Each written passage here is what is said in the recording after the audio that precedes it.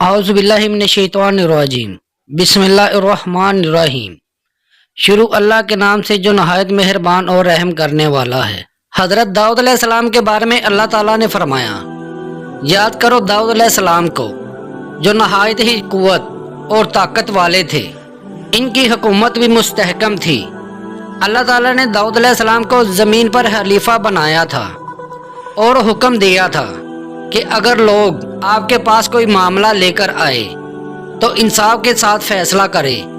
ان کی سلطنت میں مظلوموں کو انصاف ملتا تھا، ظالموں کو سزا دی جاتی تھی۔ حضرت داؤد علیہ السلام رات اور دن عبادت میں مصروف رہتے تھے، اللہ کے ذکر سے کبھی غافل نہیں رہے۔ آپ علیہ السلام کی حکومت میں کوئی ننگا بھوکا نظر نہیں آتا تھا، غریبوں اور محتاجوں کا خاص خیال رکھتے تھے۔ آپ علیہ السلام زبور کی تلاوت کرتے تھے تو ان کی آواز میں دلکشی معلوم ہوتی۔ روایات کے مطابق اس تلاوت کی آواز سن کر پرندے جمع ہو جایا کرتے تھے، یہ ان کا سب سے بڑا معجزہ تھا۔ کبھی کبھی آپ حضرت ابراہیم علیہ السلام، حضرت یعقوب اور حضرت اسحاق علیہ السلام کے بارے میں سوچا کرتے تھے کہ اللہ نے ان کو کتنا بلند رتبہ سے نوازا ہے۔ آواز آئی، اے داؤد، ان کو یہ بزرگی اس لیے دی گئی کہ وہ ہر مصیبت میں صبر کرتے تھے۔ تو حضرت داؤد علیہ السلام نے کہا کہ میں بھی مصیبت میں صبر کروں گا تاکہ اللہ تعالیٰ کا محبوب بندہ کہلاؤں۔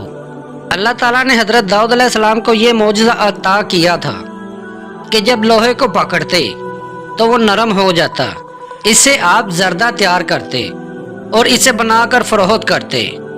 شاہی خزانے سے پیسے لینے کے بجائے آپ اپنی محنت سے روزی کماتے تھے۔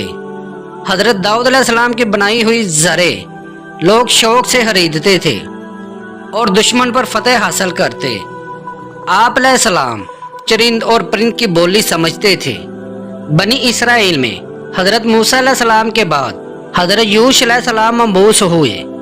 انہوں نے کئی جنگیں لڑی اور ہر جنگ میں دشمن پر فتح حاصل کرتے تھے، اس لیے جنگجوؤں کو فخر تھا کہ وہ اکڑ اکڑ کر چلتے تھے۔ اسرائیلیوں کو اللہ تعالیٰ کا حکم تھا کہ جب کسی شہر میں جنگ کے بعد داخل ہو تو غرور نہ کرے، متکبر انسانوں کی طرح نہ بن جائے۔ لیکن اسرائیلی اللہ کا حکم نہیں مانتے تھے اور بہت ہی مغرور ہو چکے تھے۔ اس نافرمانی پہ اللہ تعالیٰ نے ان پر عذاب نازل کیا۔ اس واقعے کے بعد بنی اسرائیل میں بہت سے نبی مبعوث ہوئے، جن میں حضرت الیاس علیہ السلام معروف پیغمبر گزرے ہیں۔ اسرائیلیوں کو راہ ہدایت دکھاتے تھے، لیکن حضرت موسیٰ علیہ السلام کی وفات کے 400 سال تک ان میں کوئی بادشاہ نہیں تھا، نہ کوئی سردار تھا، اس لیے طاقتور گروہ ان پر غالب آ جاتا تھا، جس کے نتیجے میں وہ بدحال اور کمزور ہو چکے تھے، مقابلے میں پسپا ہو جاتے تھے۔